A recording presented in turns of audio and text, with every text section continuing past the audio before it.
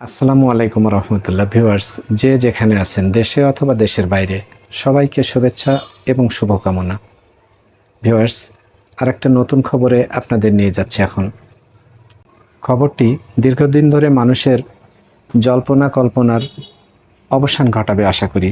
Viewers, খবরটি হচ্ছে নতুন দল গঠনের পথে বৈষম্য বিরোধী ছাত্র আন্দোলন। অক্টোবরে জেলায় জেলায় কমিটি হচ্ছে। ভিউয়ার্স, মূল খবরে আমরা যাই। মূল খবর হচ্ছে, যাদের নেতৃত্বে আন্দোলনে শেখ হাসিনা সরকারের পতন হয়েছে, সেই অভ্যুত্থানের নেতারা রাজনৈতিক দল গঠনের পথে এগোচ্ছেন। রাজনৈতিক দল গঠনের অংশ হিসেবে বৈষম্যবিরোধী ছাত্র আন্দোলনের নেতারা অক্টোবরে জেলায় জেলায় কমিটি গঠন করবে বলে জানানো হয়েছে। প্রতিবেদনে বলা হয়েছে, এরই মধ্যে গঠিত জাতীয় নাগরিক কমিটি অভ্যুত্থানের অংশগ্রহণকারী রাজনৈতিক দলের সঙ্গে ধারাবাহিক আলোচনা করছে। কাল মঙ্গলবার বিএনপির সঙ্গে তারা বসছে। পরে হবে জামাতে ইসলামীর সাথে বৈঠক।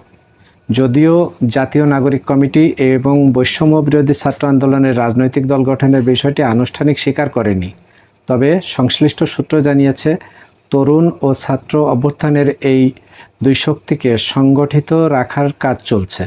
অভ্যুত্থানে ক্ষমতাচ্যুত আওয়ামী লীগের পুনর্বাসন ঠেকাতে রাজনৈতিক দলগুলোর মধ্যে ন্যূনতম ঐক্য প্রতিষ্ঠা ধারাবাহিক বৈঠকের মূল উদ্দেশ্য। সংবিধান সংস্কার নাকি পুনর্লিখন বা করা প্রয়োজন, এ মতামত নেওয়া হচ্ছে। পুনর্লিখন হলে তা কিভাবে করা যেতে পারে, এই ভাবনাও জানতে চাওয়া হচ্ছে। ইতোমধ্যে এবি পার্টি গণ অধিকার পরিষদের সঙ্গে বৈঠক করেছে নাগরিক কমিটি। মাহমুদুর রহমান মান্নার অসুস্থতার কারণে গণতন্ত্র মঞ্চের সঙ্গে বৈঠক পিছিয়ে গেছে।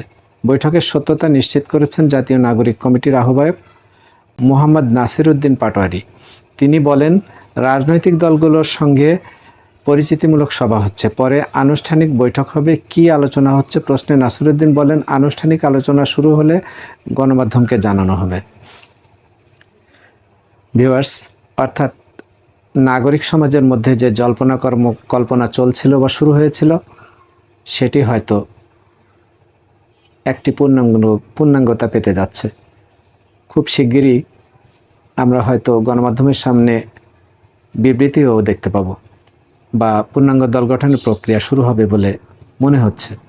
শিল্প খাতে এবং পাহাড়ের সাম্প্রতিক অস্থিরতা নিরসনে তারা কী ভূমিকা রেখেছে তা নিয়েও কথা হচ্ছে।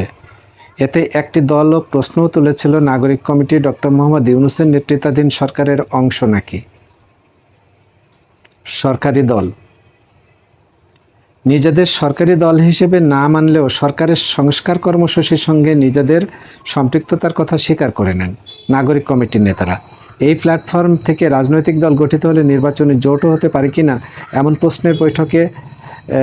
প্রশ্নে কমিটির এক সদস্য বলেন, জাতীয় নাগরিক কমিটি কখনো রাজনৈতিক দলে রূপান্তরিত হবে না, তবে সব অভ্যুত্থানের পর নতুন রাজনৈতিক কিংবা রাজনৈতিক দর্শনের জন্ম হয়।